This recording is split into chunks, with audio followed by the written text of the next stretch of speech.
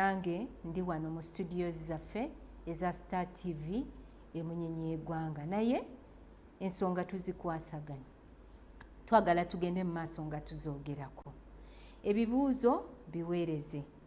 Waliwo munnaffe wano ndowooza Beatrice baako w'owandiika, you write somewhere, someone has wants to know about hope. Someone wants to know about hope. His name is Peter Ramos. Peter Ramos wants to know about hope. Beatrice? Peter Ramos? Okay. Beatrice, I don't know whether you're hearing me very well, but I think you're hearing. Are you hearing? I have heard, but the question is not clear. Okay. Peter Ramos wants to know about hope. Hope? Yes. Okay. Yes, he wants us to talk more about hope. Thank you. That is Peter Ramos. Then Abu was asking us to explain more about the domestic church. Domestic church. Have you heard that? Okay. Thank you so much. So I have got you. You've got me? Okay. Okay, thank you, Judith. That's it. Okay. Let's continue from there. The questions will be answered after all the presentations. So at this moment, we would like to connect back to Mustafa Mugisha. He is a prolific speaker, a strategy, risk and anti-fraud expert. Now, I hope he is getting us, but we have been talking about the new normal for sure. Some of us are wondering, the new normal, how normal is the new normal? But we'd just like to get what you could suggest we can do to keep with abreast with this new normal.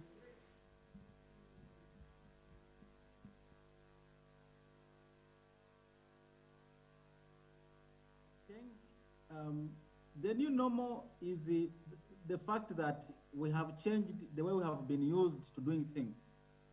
Traditionally, when you have a habit, they say it takes around 30 days to create a habit. Like if you do something consistently, day after day, then it becomes your habit. For if you do it at least a minimum of 22 days. Now, a typical family would have children, either they are at school in the boarding or they wake up in the morning, prepare and go to school. You are having a situation whereby you wake up, some of us have got offices at home, you have the children at home, so you have to come with a certain way of doing things. That's what we mean by the new normal. So how do you adopt? We have seen that technology has been the #1 solution to adopting in this COVID. At national level, you have heard the elections are going to be done scientific.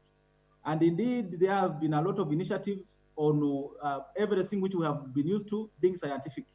But I want to speak to what does having scientific way of doing things mean to the church, mean to the family, and also, of course, the domestic church. When you have at home your personal mobile phone, for example, if you see what I'm holding in my hands, I'm holding a phone which I'm using as a modem to connect. Others have got a Wi-Fi hotspot at home. So, and when you get this kind of connections, you create you are having your children attend studies online. So when I'm here, I can see the Wi-Fi of so many people nearby. Now, if you mean bad, you can easily tap into this network and can connect, use their network, but also see the documents they are sharing. So now many of the parents leave the internet with the child, or it is on their mobile phone, on the computer, and they are alone in their room and doing so many things. And at home, you have not put a mechanism of tracking which website has this child visited, which kind of friends does this child have, and it brings a lot of challenges. So if you are going to adapt, you must also think about the security. The way you put a gate at your home, you must also put a gate of the cyber way, so that you don't get exposed. Back to you, Beatrice. Thank you. So much you talk about the scientific life where we have to embrace technology. For sure we have moved to that level, but how safe are we online? Do we have opportunities where cyber security can be afforded, especially by even the very local people? Unfortunately, cyber security, let me first show you a simple video so that you can appreciate, because when you go online, you become naked almost. If you allow me, can I show you a short video quickly? Let me just show you a short video which shows the problem of being online.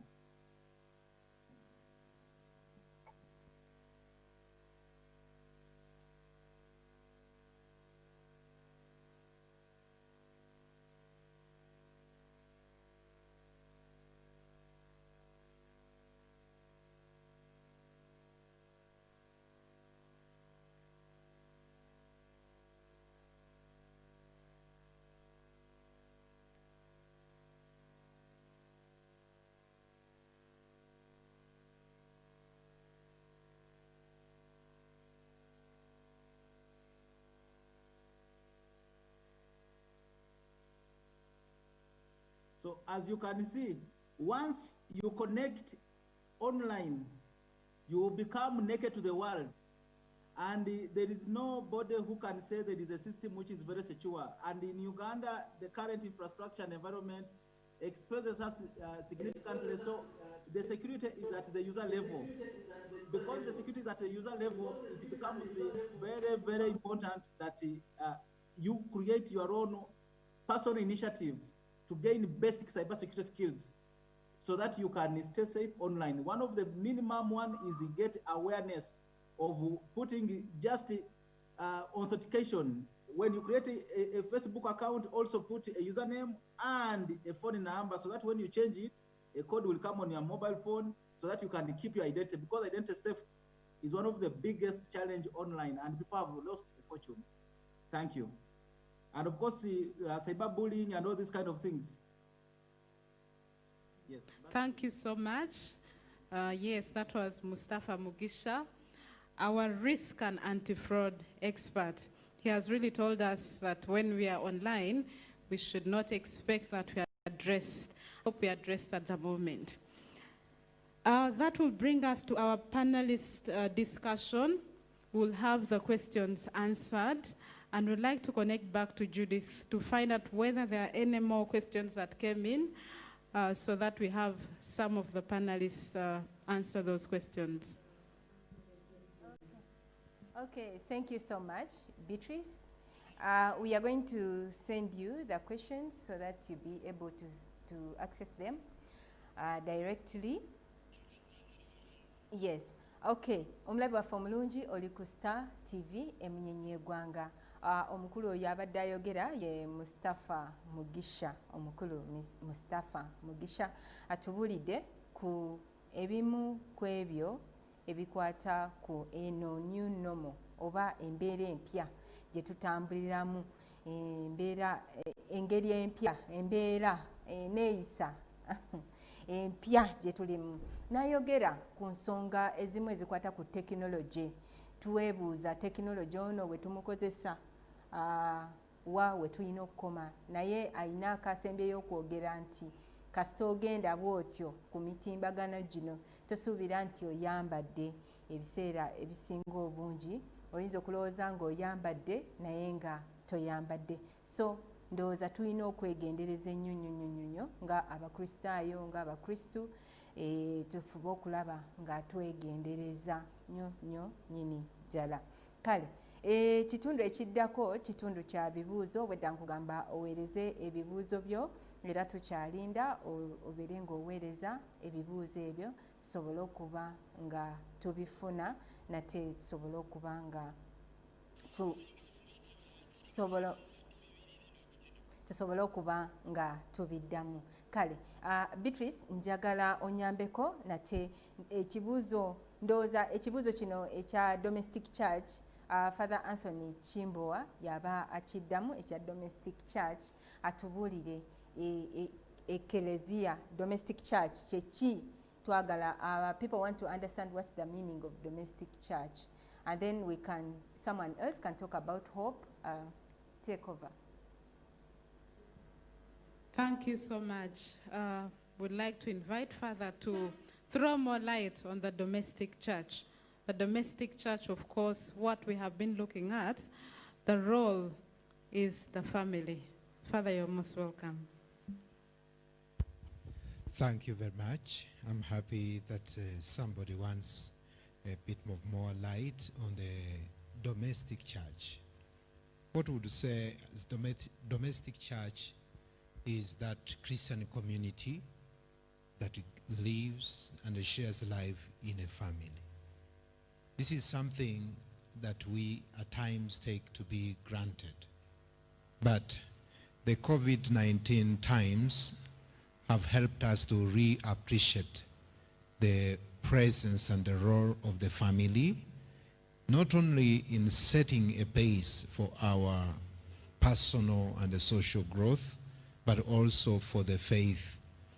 There is somebody who encouraged us when we were in the seminary and invited us to look back to the experiences we made at home.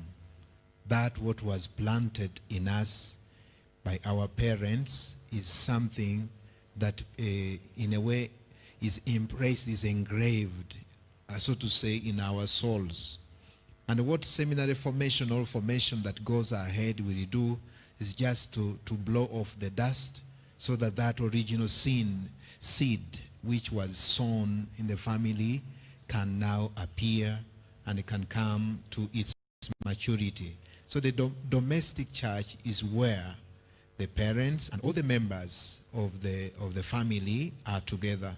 And we cannot overlook the reality that we are in a kind of intergenerational time where the young are together with the old ones.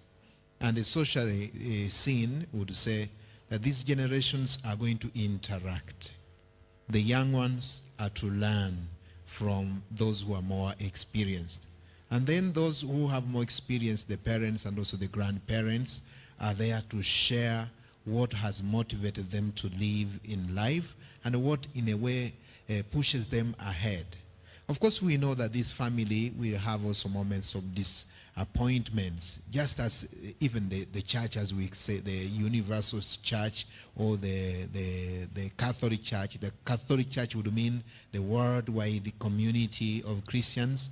But there at home, there are moments of disappointments. When the elderly or those more experienced give an input for the young ones to learn, they should, of course, try not to give the ashes of their disappointments, but just the glow, the flame of that, of the values of which faith is part of it. And where people interact in a mutual understanding and a patience, there is a possibility, so to say, that Christ is there in their midst. In the Gospel of Matthew, I think it's chapter 18, Christ will even encourage this domestic church and say, where 2 or 3 are gathered in my name, I am there in their own midst. And we have also to know that in the New Testament, especially when St. Paul writes in his letters and also in the Acts of the Apostles, the church itself began as the church at home. Before it became a more organized institution, the church really existed and was alive in homes. That is where to say the church at home. And if different churches come together, then the bigger church at the community would be a community of communities. So much, Father. I hope that has been really clarified. We are looking at the role of the domestic church, the role of the family being a seedbed of faith. Beatrice. I would request Mr. Rinaitwe to answer this question on hope. This is from Peter. What is hope? How would you describe hope? Hello, Beatrice.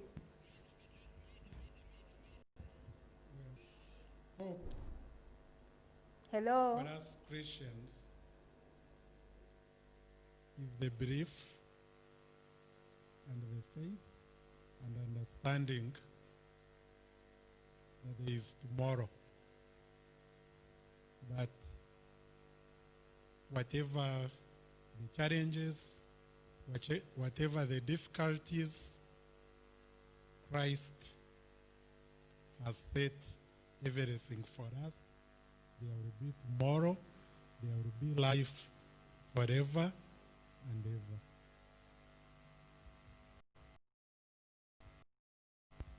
It's very precise to the point. Hope is to have that faith that tomorrow will come, that things will be better. And for sure, we know that things will be better tomorrow. Even this shall pass. Okay, Beatrice, I we would still like have... to connect back to Beatrice? Judith in case there are other questions. Yes, there are more questions. There are more questions, Beatrice. Can you hear me? Yes, I can. Thank you. Okay, there are many messages, but I'll read these particular questions for the couple. This is Thomas Awio. He says, thank you, Our Lady of Africa Parish and panelists for the discussion. But he has two questions for the couple. Which category of couples are members of the couple of Christ? Those married in church or all couples, whether married in church or not? Then the other question is, at a time like this, when social gatherings are not possible, how are you able to reach out to families that may need help, especially young couples that may have marriage challenges, and you can provide counsel? Those are the two questions. Okay, thank you so much. I think those are the two questions that we'll have to conclude the session. Yes. I think what Thomas is asking is who subscribes to the Couples for Christ. And then the other question was, how do you offer counseling services to those in need? Thank you, Thomas Awio. Couples for Christ is open to all Catholic couples. Primarily, they should be wedded in church. It is free entry. It also accepts other Christians, especially the Anglicans, who are wedded. It has an entry for non-wedded Catholics who express the willingness and the desire to wed within a period not exceeding 1 year from the time of joining. The reason for this is that in many cases, there isn't much that stops us from getting wedded. So what Couples for Christ does is that it unlocks the mind of the couple to understand that in a wedding, you are looking for Christ. You are not looking for a banquet. You are not looking for showing off. You are looking for Christ. So the expectation is that within a period of 1 year, you will have understood the importance and actually the desire to do the wedding. Now, the second aspect about the wedding, I mean about the nature about the counseling is that, yes, we reach our members, even now during the COVID-19 lockdown, even when there are various directions, Ministry of various directions and restrictions. We have programs that continue going in conjunction both with the church, but also within Couples for Christ as a group. I would ask my sister Jane Francis to explain in detail about how we reach our members and even people who intend to join Couples for Christ at this time. Yes, Thomas, your question is spot on. What we promote as Couples for Christ is sacramental marriage. We believe that as a couple, we need Christ in our midst. That is when we truly say we are couples for Christ. So there is so much encouragement for couples to enter into a holy matrimony. So Couples for Christ comes out to encourage that. We are here most of the time at Boya Parish, conducting classes and instructions on marriage. And we are always asking Father to connect us to whoever wants guidance, whoever needs counseling on marriage and other family matters. So we will be available, and maybe our contacts will also be shared. One of our panelists, Mr. Mugisha, told us that this is an era of the new normal, where we are so much on social media. Couples for Christ has a website. And if you can just Google on that website, surf, you'll be able to reach us, because there is a part for leaders from the various regions. Of course, Couples for Christ is an international organization, a movement which is in over 130 countries. So wherever anybody needs help, the leaders are in all these 130 countries. And in that website, most of the contacts of our leaders and missionaries are there. So we encourage, especially those who are also intending to join holy matrimony, you can get in touch with us, and we'll be able to give you some guidance, as Brother Anthony has stated.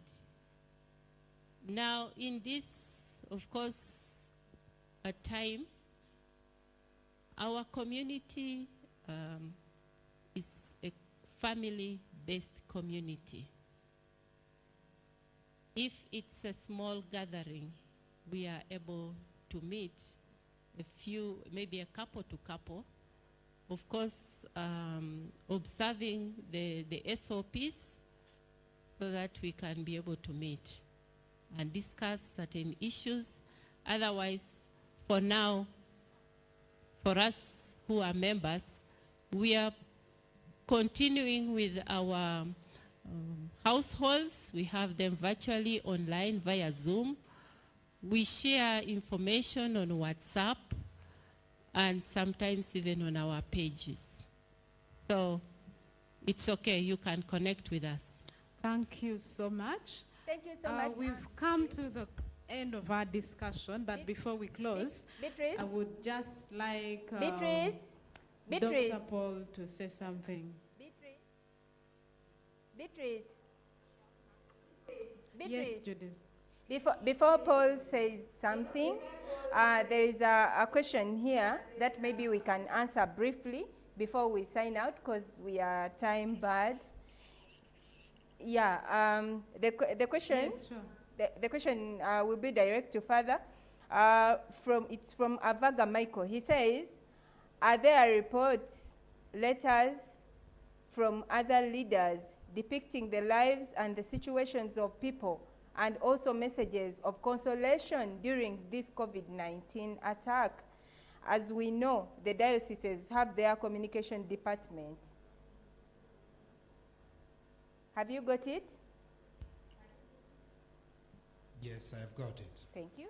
Of course, different dioceses have taken different steps in communicating what is happening in their areas of jurisdiction.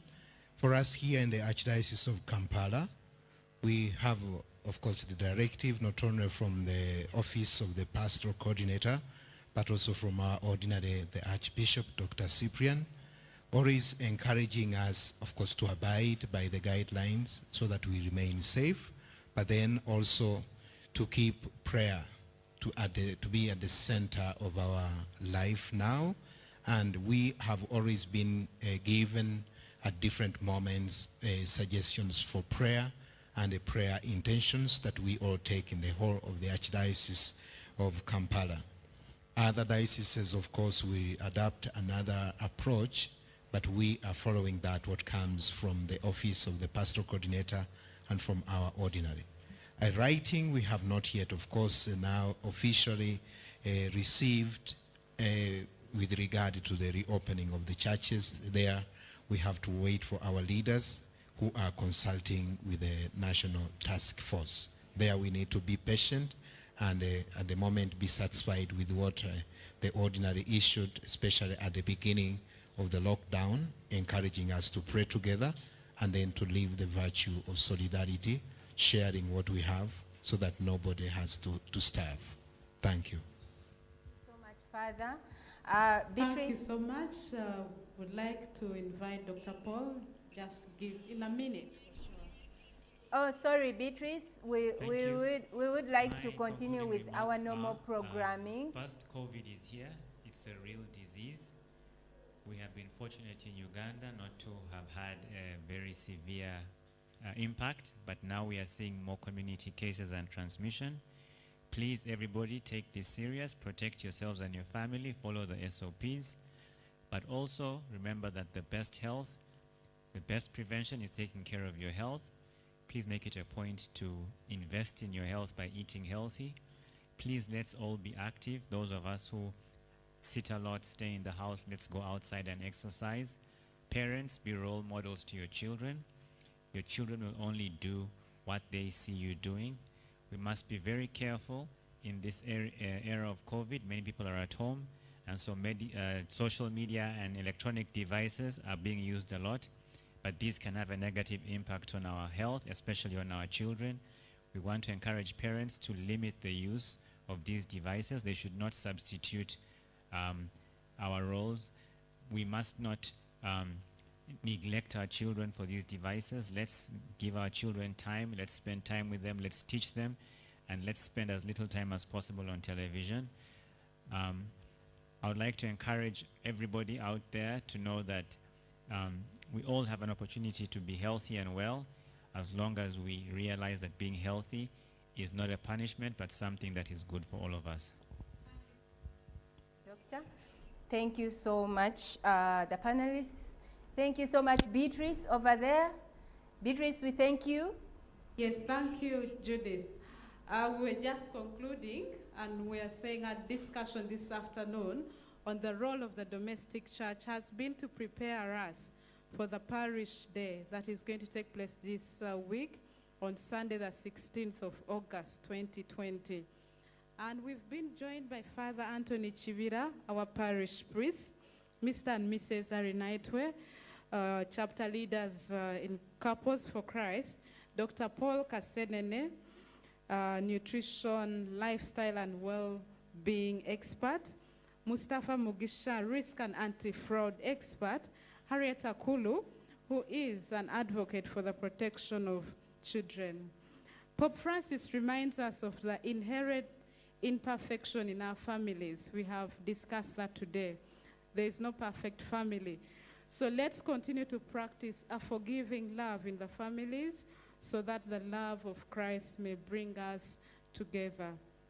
We thank you so much for joining us wherever you have been. We wish you God's blessings. Back to you, Judith. Thank you so much, Beatrice. Tukwebaza nnyo era weebale nnyo weebalire ddala omulabe waffe omulungi owa Star TV kansubye nti olina ky'oggyemu kubanga bingi ebyogeddwa yadde olulimi lubadde lufuutifuuti nga tutabula bwe tutyo. Dokita ensonga enkulu gy'akonyeko ebadde yakulya banaye tulye bulungi tulye emmere etuzaamu amaanyi byebyo ebimu ku ebyo byayogedde emmere ebivaavava emmere ennungi ng'omanye emmere ekuzaamu amaanyi enyweza omubiri bulungi nnyo n'osobola okuba nti obulwadde yadde bukukutte ne bwe buba bukukutte osobola okuba ng'owona oba ng'obeera bulungi. Twagala nnyo okubeebaza mwebale bannaffe ababadde ku Zoom, ababadde ku WhatsApp, ababadde ku Facebook ya Mbuya Parish, Our Lady of Africa Church Mbuya, mwebale nnyo. Bannaffe ababadde ku Facebook page yaffe eya Star TV Uganda tubeebaza nnyo. Bannaffe abaweereza ebibuuzo ng'obadde naffe okuva we twatandikidde nate n'ofuba okulaba nga ogoberedde bulungi ensonga zino gwazitegedde ziteeke mu nkola tusobole okuba ekleziya n'ekkanisa ffenna nga tukulira wamu yadde obulwadde bwe buli bannaffe boogedde bagambye nti buyinza obutavaawo enkya oba kati naye nga ffe weetuli Katonda atukuumire wamu ffenna naye nga tukola ebyo ministry byetugamba wamu n'abakulu baffe ne World Health Organization byeteesa bye tuba tugenderako. Njagala obbeebaza ttiimu gye nkoze nayo wano ttiimu nnene nnyo bannaffe producer abadde Stephen Kamoga wabaddewo omukulu abadde mu byuma alinaitwa Alex ne wabeerawo Michael Waga mukulu ku kamera Mutebi Brian ttiimu nnene manager waffe wamu ne PD waffe productions manager Michael Balaba abaddewo nnyo okulaba nga enteekateeka eno etambula bulungi. Tubeebaza nnyo nawe abadde waka okoze kyamaanyi okulaba ng'ogoberera. Baagaliza akawungeezi akalungi. Judith Atenyi gegange asiimwe akuuma oyo atakuumira mpeera tusinkane ku Sunday mu program Sinza. Wera.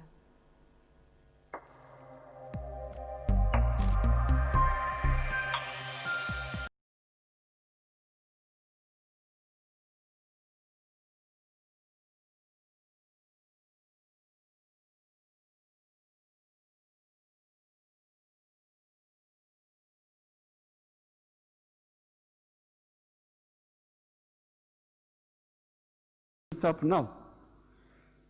Now, in this case, to say we lose some momentum for 6 months or even a year, but minimize the death, and we resume. People think that this is the end of the world.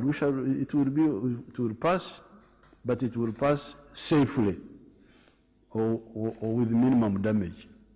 This is really the issue. Now, as for the economic losses, the whole economy did not shut down. Agriculture is there. A little bit affected, yes, because agriculture also was feeding hotels, feeding schools. So if they are closed, there's some problem. But some of the people have found other solutions, like for instance processing eggs.